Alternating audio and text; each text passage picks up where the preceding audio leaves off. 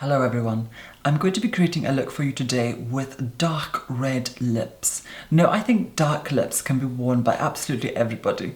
It of course depends on the finish, the texture and the opacity. So some people will suit a dark red which isn't very opaque. It's very sheer. Certainly on individuals that are more mature, I do tend to find sheer formulas in a very dark red do tend to be most flattering. It also depends on your skin tone. Some people will suit a much warmer dark red, whereas some people will suit a much cooler dark red, something that's more blue based, like myself. Of course you can wear whatever you want, absolutely, but there are certain steps, techniques and characteristics to bear in mind when picking a dark red to wear or choosing a dark red to wear. I am a great believer that anyone can wear a red lip, and certainly a dark red lip. It just has to be the correct tone for you, for your skin tone, for your eye color, for your lip shape. All of these things are very important because dark lips do tend to make lips look much smaller than they actually are. That is something to definitely bear in mind if you have slightly thinner lips. But if you have very large lips, it can sometimes look a little bit stuck on. The kind of look that I'm going to create today has slight Parisian references. It also has some 1920s and 1930s references. Red lipstick is a colour that's been worn everywhere, all around the world. It doesn't matter what culture you're in. Red has always been a colour that has been used in makeup for millennia. But with the kind of look that I'm creating today, I like to blank the face. And what I mean by that is to actually wear very simple makeup all over the face. So very clean, very natural looking makeup. Not too much on the eyes, not too much on the cheeks, but the lip becomes the focal point of the look. Sometimes when you apply dark tones to the lips, it can wash out the rest of the face. It can drain the colour. If you have super fair skin like my own, or super dark skin, this look does tend to look fantastic. But if you are someone that fits in between that spectrum, you might have to adjust the tone, you might have to add a little bit more bronzer or blusher. But in this kind of look, I'm not going to wear any blusher, I'm just going to wear the dark lips and then contour, and very faint contouring. Now I have already gone in and applied foundation, concealer, powder and eyebrows. And today I've already gone in and used Embryolisse Black Cream Concentrate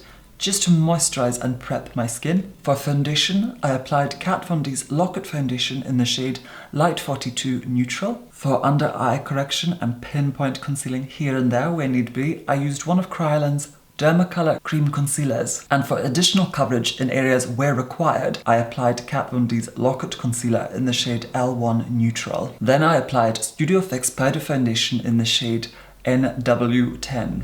And then lightly set it all through with a translucent powder. This one is by Inglot and it is their Mattifying Loose Powder. I then stenciled out a base for my eyebrows with Kryolan's Dermacolor Cream Concealer in the shade D40. And then set that cream in place and drew in tiny little hairs with fine strokes with some of MAC Cosmetics powder eyeshadow in the shade Brun. Now as the base and eyebrows have already been applied, I'm going to begin on the eyes and I'm going to keep them very simple. So first of all, I'm going to go in with some of MAC Cosmetics powder eyeshadow in the shade Brûlée, and I'm applying that all over the eyelid and buffing it up and out to the eyebrow on a Zova 228 brush. This tone is slightly darker than my natural skin tone, but it's fantastic at just evening out the eye and acting like a base for our transition colour. I don't tend to use primer on the eyelid or paint pots. I do tend to find paint pots usually come in a rather foul manure-like colour, so they don't really suit my skin tone. And I'm just buffing that outward, winging it up and outward onto the brow bone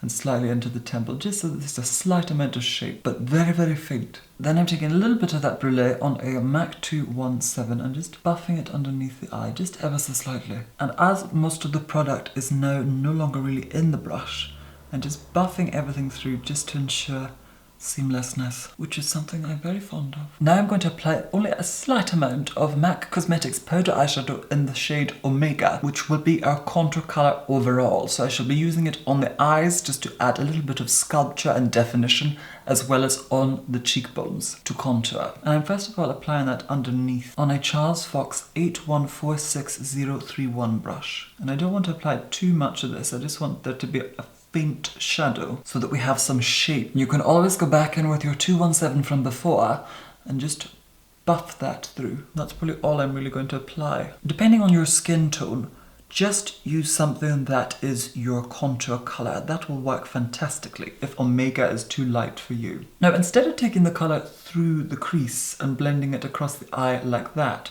what I'm actually going to do is apply it above the crease slightly, just so that everything that is pale on the lid remains pale, but we will still get sculpture through the eye.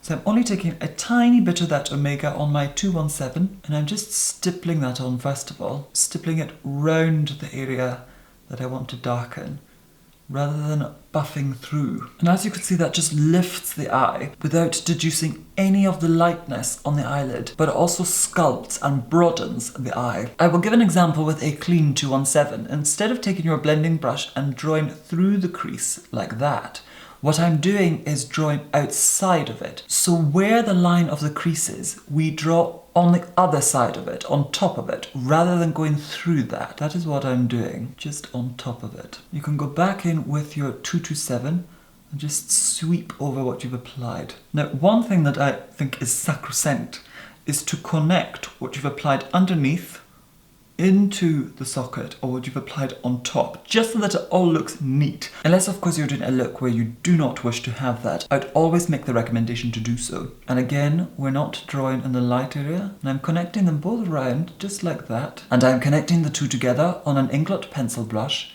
This one is the 80HPS brush. And as you can see, they're just connected together now. And then I'm quickly going to go back in with our 217 and just blend those edges, just to ensure that it is as seamless as possible. And if we compare the two eyes together, this one that we've applied this technique to lifts the eye, whereas this one doesn't have the same additional lift or enlarging. And you can just go back in and blend everything through, so it's all very faint, and so that there are less seams to be seen. So that's all of the eyeshadow now complete, and I'm going to curl my eyelashes and give them a really good curl. And then I'm going to apply, of course, some of the Balm's What's Your Type mascara in the shade Black, my current go-to mascara. Now, personally, I don't have the best relationship with mascara, as I've stated in many of my films before.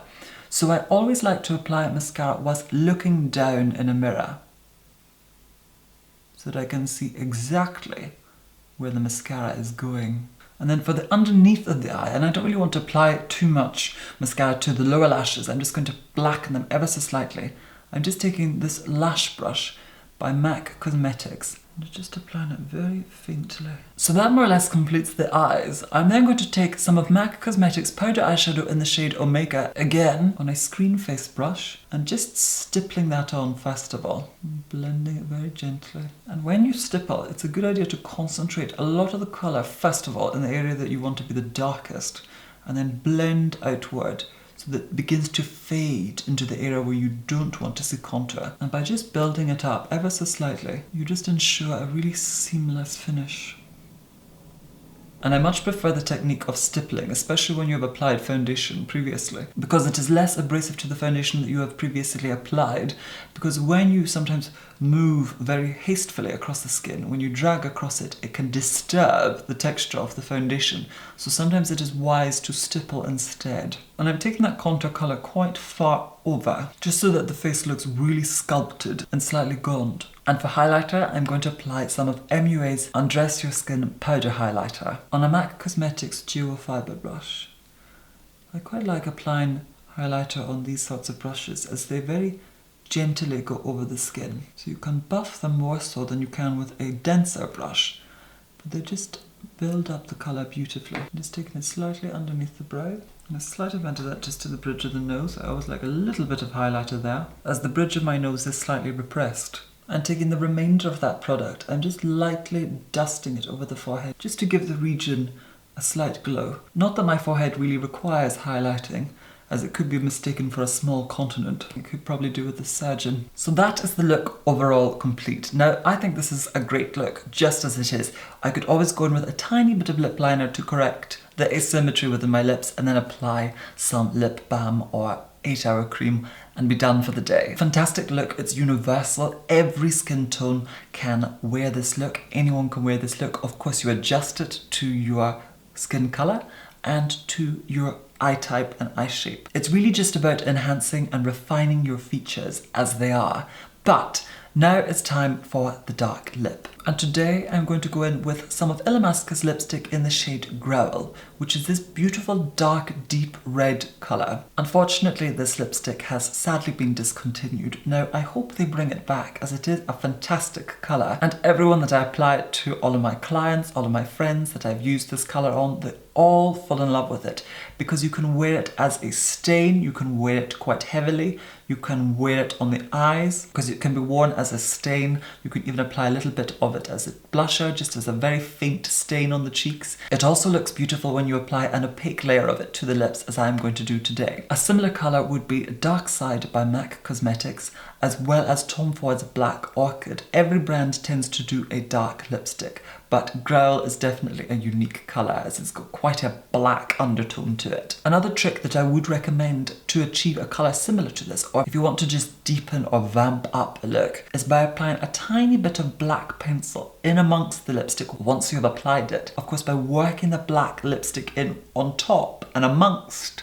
the red lipstick, it will just deepen the shade, and you can always go in over the top of it with a little bit more red lipstick if you feel you've applied too much black to the lips. Now, because this is a very strong colour, the lips will require some lining. The lips will definitely need to have a sharp line, otherwise they will look quite asymmetric. And I'm first of all just applying that to the lips. And these sorts of colours do tend to look fantastic on every skin tone and ethnicity. Certainly on very fair skin, and this sort of colour would just melt into a really dark skin. And by rubbing the lipstick into the lips, like so, you really push the product around. Now, as you can see, my natural lip shape is incredibly asymmetric, so I'm going to have to go in and work the product in with a lip brush as well as line the lips. Now, with darker lipstick, I do prefer to apply the lipstick first of all to the lips, so that I can get a guide of where to place and draw on my lip line. And I definitely feel more confident with the lipstick on first and then going in with the lip liner. Because the colour is so strong, I don't want to go in and draw a line before applying the colour, where I could make a mistake. So this method of applying the dark lipstick first makes the process of drawing the lip line very much easier. When you apply dark lips quite opaquely, I would make the recommendation that you ensure the lips are symmetrical and that you've applied the lipstick symmetrically, and that you line the lips to look as symmetrical as possible if your lips are uneven. Mine, of course, are very uneven, so I'm going to go in and perfect the lip line. But because it is such a strong colour, when it isn't perfect, it can look incredibly messy and cheap. So I'm now going to correct the shape, and to do that, I'm going to use MAC Cosmetics pencil in the shade Night Moth. And one great thing when lining lips is to look in the mirror and to look down. You can see that this side comes over far too much and this one is drooped slightly. The underneath is slightly larger on the right side compared to the left side. By standing back from your mirror or moving further away from it, and also talking and moving, you can really see and how its overall form appears. I'm just going to start sketching in. And with this kind of colour, I'm definitely going to overdraw because it makes my lips look quite small. And you can just keep on moving back just to see how it appears. But because the colours are dark and this lipstick is matte, you can get away with overdrawing the lips substantially more so than you can with a nude lipstick or a lighter one. So the lining of the lips is now complete. I'm now just going to take a MAC Cosmetics 231 brush and just merge the lip liner and the lipstick together. And with these steps, you may have reduced the opacity of the lipstick, so I'm just going to go back in and apply a little bit more, just to even out the tone. So that is the look more or less complete. I don't normally wear dark lipstick. I think it tends to make me look a bit like a man. I haven't really gone for that effect since 256 BC. However, when you wear red lipstick, and particularly dark red lipstick, it really emphasizes any redness in your face. So if you are somebody that may have acne or spots or blemishes or any form of redness or demarcations, because the red lipstick is so polished looking, you kind of have to make sure that everything else is slightly polished, and especially with the red, which just brings attention to redness in certain areas. So I'm just going to go back in with my Studio Fix powder foundation and just stipple on top of areas that are slightly red with a Zova 114 blush. Because of the tone of the lipstick, it just highlights any of the red elsewhere in the face, and I was starting to look a little bit like a strawberry tart. And of course, once the lipstick is applied, you can really see how much makeup you need to add. Because dark lips do tend to wash out the face, they wash out all colour, they can almost make other features look quite small. So looking at this now, I think I need to add a little bit more eyeshadow to the underneath of the eye, as the lipstick has made the eyes look slightly bald, like a plucked chicken ready for boil. So I'm just going back in and applying an additional amount of Omega to the underneath of the eye. And applying it quite heavily in the inner corner and slightly deep. And of course just blend all of that through. And then take a tiny bit more of it through the socket, just ever so slightly. And by standing a little bit further back from the mirror, you can see just how much makeup you will actually need. Also, by looking at a mirror from afar, you will also see how it looks at different points. So that more or less completes the look. It is quite a strong look, yet it is very simple and very easy to apply. It's also quite wearable for many occasions. But I think red lips look fantastic on everybody. I also think dark red lips look fantastic on everybody. This look can also appear slightly androgynous, so I like to wear it with my hair back, as I think that is one of the more flattering styles on myself when wearing this kind of look. Dark red lips I think can look absolutely great on everybody, depending on how opaque you apply it. Some people suit it very sheer, some people suit it very opaque, and some people suit it in between. It also depends on what tone you've gone for. Some dark reds are warmer, some dark reds are more orange, some are more purple, some are more blue, and some are more pink in their undertones. But I think when you find the one that is right for you, and depending on how you apply it, it can look marvellous on anyone. I seldomly wear dark red lipstick, if at all, really. But I've thoroughly enjoyed creating this look for you here today. And I hope that you have found today's film either interesting, useful, beneficial, or helpful. And once again, thank you so much for watching. And of course, take care. Bye!